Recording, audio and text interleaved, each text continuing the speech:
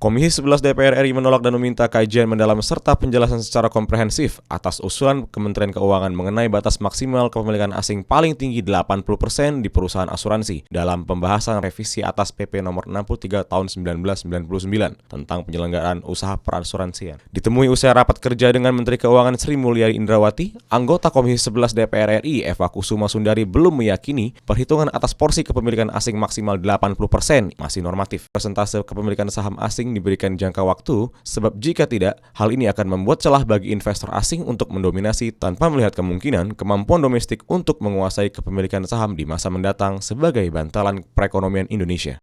Bagi saya pribadi, karena sesuai dengan kemandirian ekonomi, termasuk bisnis risiko pun kalau perlu harus oleh orang kita, begitu. Jadi sikap kita masih belum firm dengan Bu Menteri yang menyatakan bahwa untuk risiko serahkan aja ke asing. Kalau kita risiko dan juga core bisnis perekonomiannya harusnya oleh domestik. Hal yang sama ditegaskan anggota Komisi 11 DPR RI, Heri Gunawan. Jika investor domestik tertarik, maka Komisi 11 akan mengamati keefektifan kebijakan pemerintah berkaitan dengan keberpihakannya kepada para investor domestik di perusahaan asuransi. Apakah dengan kepemilikan 80% ataupun dengan 30% ataupun dengan 40%, sejauh mana kontribusi yang dapat diberikan terhadap keberadaan mereka di negara kita?